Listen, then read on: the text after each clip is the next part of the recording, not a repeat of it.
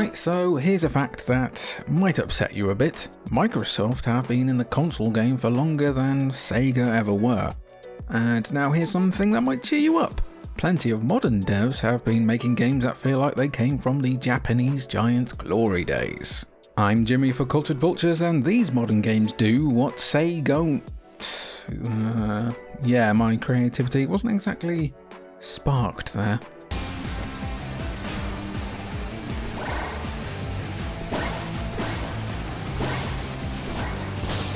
Okay gang, so look at this gameplay for 5 seconds and tell me what GameSpark the Electric Jester is trying to be. That's right! Chester Cheetah! No, Sonic, it's so obviously Sonic that I'm surprised Sega hasn't sent the monkey balls around to collect some shins. Focusing on Spark, who is an Electric Jester. The first game in the trilogy is very much a Genesis era, Mega Drive if you have seasonal depression, homage to Sonic's earliest days, featuring the same fast pace but with extra tools at your disposal. You can even Kamehameha dudes at some points, which is always fun. There's plenty of variety here, with it even dipping its toes into other mascot platformers of the era. But what makes this trilogy such a good Sega salute is that the latter two games in the trilogy play more like Sonic's early 3D adventures, including Sonic Adventure. The third game in particular is a very ambitious game, feeling like a blend of Sonic Unleashed, Heroes, Forces, sorry to invoke its name, and Gundam? Yeah, there are giant mech sections in this one. Why? Don't ask silly questions. This trilogy is honestly the most obvious inclusion across this whole video, but while it's pretty well beloved, it also feels like it's not quite loved enough. You don't have to be a Sonic fan to get something out of Spark, because when you have tight, responsive controls, lovely visuals, and just a constant stream of bangers across the soundtracks, it's no joke how fun these games can be, and they're usually pretty cheap too. So next up we have a card-based first-person shooter with visual novel elements that's about 4 times as good as it sounds, trust me, just stick with me here.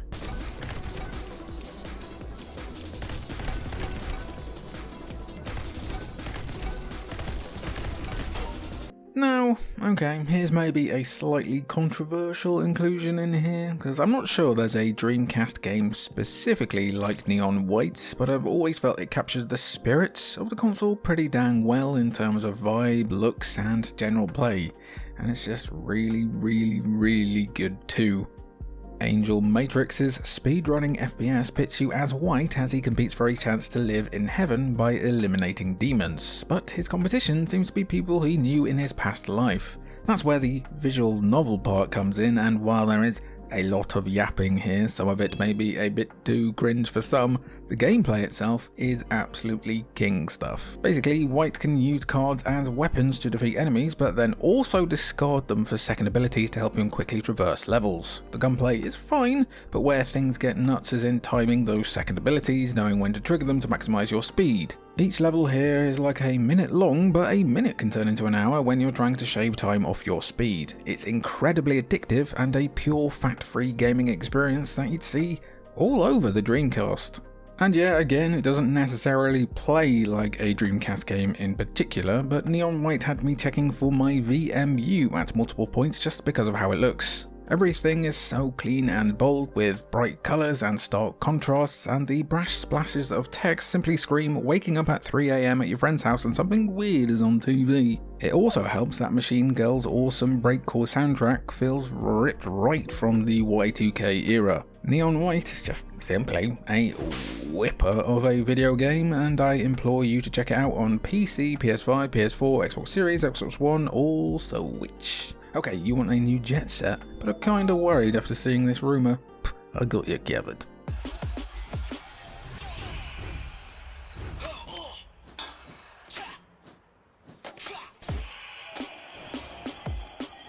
So yeah, this is just Jet Set Radio, but you can also take selfies.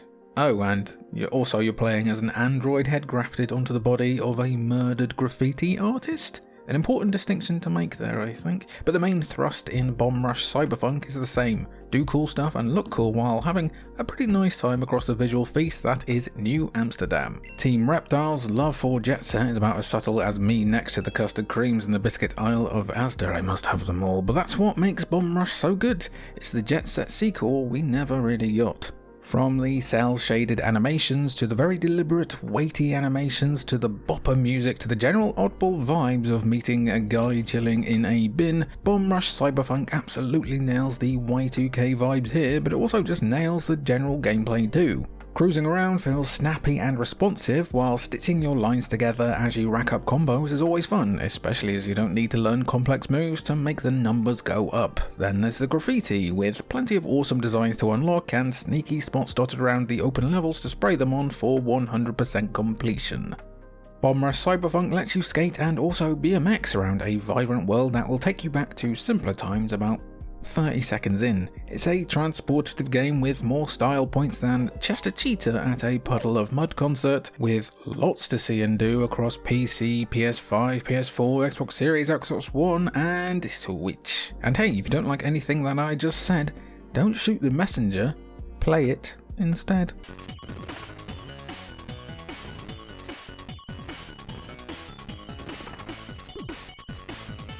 A modern retro game so good that I think you could argue it was a key point in so many more games like it getting made, The Messenger just about straddles the line of being a new game. I mean, it came out in 2018, a whole 7 years, and somehow only 2 seasons of Stranger Things ago, but I do think Sabotage Studios' first game is one of the de facto games of its kind out there, and it also absolutely still does its thing better than many of its peers. You play as a young ninja, sick running animation and all, who must deliver a scroll to stop a demon army. When you first boot up The Messenger, you might think it's a fairly straightforward action platformer in that 8-bit Master System style, with some upgrades and neat Metroidvania elements. But then, about halfway through, the game switches things up to the 16-bit Genesis era, and you can flip between them at world-complete, clever time travel puzzles where one environment is completely destroyed in the future, but very chill in the past.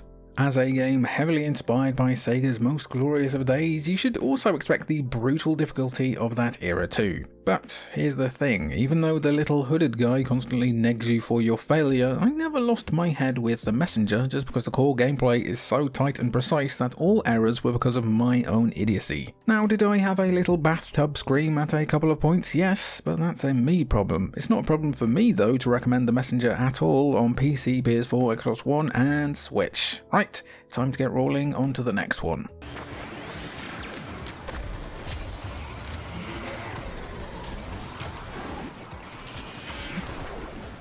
Oh, poor Rollerdrome, man. This is the exact kind of arcadey single-player game us 30-year-olds with cottage cheese for knees have been asking for more of, but due to a mix of poor marketing and the game itself being hard to succinctly sell, it just did not do well, and its developer didn't hang around for long after either. Playing kinda like Jet Set meets Tony Hawk meets Max Payne meets Mad Max, the movies, Rollerdrome blends the scoring system of iconic 6th generation extreme sports games with bullet time shootouts. If that sounds very fun, that's because it very is fun. Rollerdrome will have you flipping and flying through the air more than Jet Li with a jetpack on a particularly turbulent EasyJet flight, with you having to compete to be the best at a dystopian blood sport. Why is it always a sport? Why can't it be a blood hang or a blood chill? What that ultimately boils down to is building up sick trick combos while shooting at enemies in slow motion. It's not all smooth sailing though, as Roll 7's penchant for making games where quick restarts are basically mandatory is on full display here. However, when the game sounds this great thanks to its brilliant synthwave soundtrack and looks this good because of that brutalist comic book art style, you don't really mind the repetition. Rollerdrome is not too long a game, and one that you can cram in on your Steam Deck over the weekend and have a lovely time. Unfortunately, due to most likely shenanigans, the game has been pulled from sale on Steam and Xbox as of recording, though it's still available on PlayStation Store, and there are a lot of Steam keys floating out on the ether. Roll 7's legacy does deserve better than this though. You know what? Actually, you know what? Comment Beyond Rollerdrome down below and I will give one of you a Steam key for free for this banger. Right, and for now let's break away from being a bummer, eh?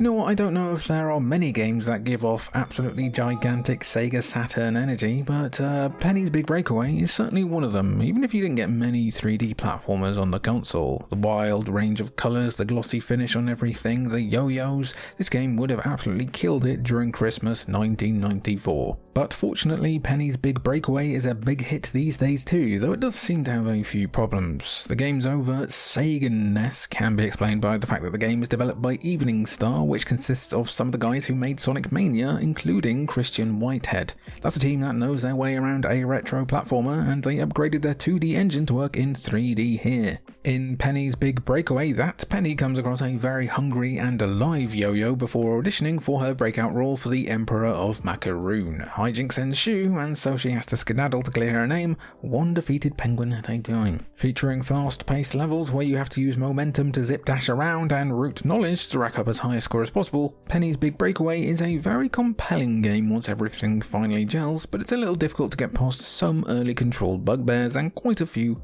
bugs in general.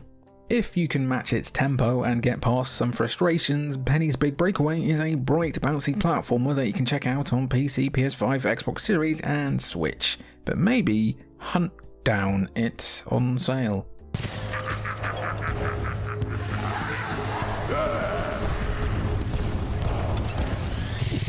in the hole! Sharp the blade! Show them how you earn your place in the misconduct! One of my prevailing memories of the Mega Drive, or Genesis if your preferred method of travel is Eagle, is just how often its edgier games would absolutely push my shit as a kid in between mouthfuls of a Bug's Life lollies and not looking after my shiny Pokemon cards. We used to put those things raw as a bone in, I don't know, the fridge. Idiots, mate. Kids are idiots. The best 16-bit games made you work to see their end credits, and good gravy with bits of bacon in did Hunt Down make me sweat a few times. I raw dogged it completely solo on my PS4, but boy do I wish I had a friend to suffer with me. A side-scrolling shooter with the surprising addition of a cover system, Hunt Down's gorgeous hand-drawn graphics and animations help it look almost exactly like the 16-bit games of your youth, right down to the single-frame cutscenes. As for the story, you know the gist. It's the future, gangs are everywhere, shoot all of them, sometimes with a bazooka. With 3 different mercs to play as, incredible environments to gore at, and some brilliant balls fights to swear over, Hunt Down is a modern classic run-and-gun shooter that acts as a love letter to the action movies of the 1980s, and also lets you get people into explosive barrels. Yeah, thought that might do it for you.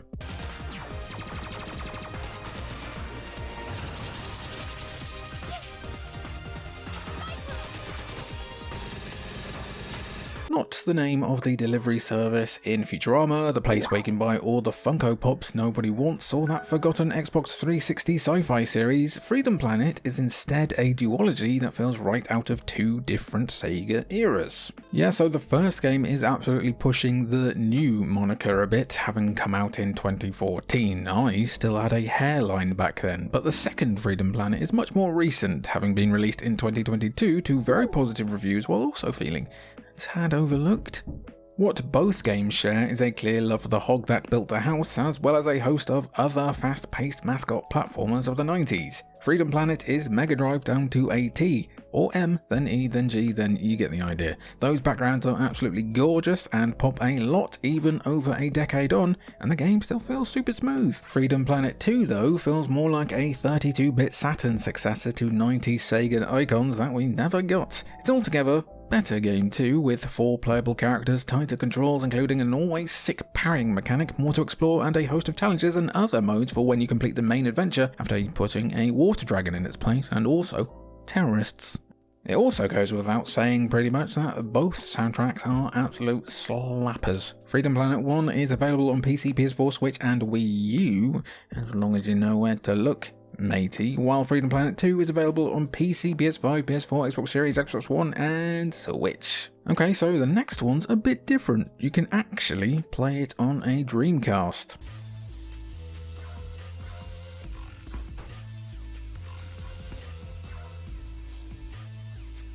Yeah, do you want to know what's even crazier about Driving Strikers being made for Dreamcast? Okay, so you can also play it online and in cross-play against Steam players too.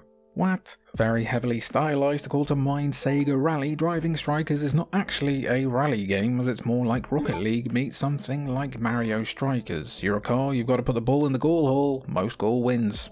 That does kinda sum this one up, as it's just meant to be a really arcadey top-down car sports game with a unique hook. It's a 2v2 with support for 4 players, the cars look suitably late 90s, and sometimes everything is lava, why not?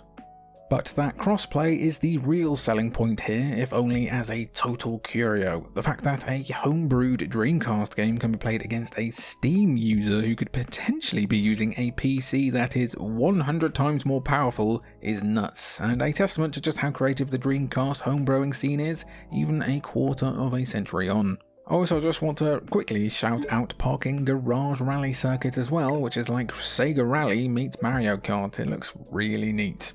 If you want a video just on Dreamcast homebrews, you know where to go, but for now, is anyone else getting a little HROT under the collar?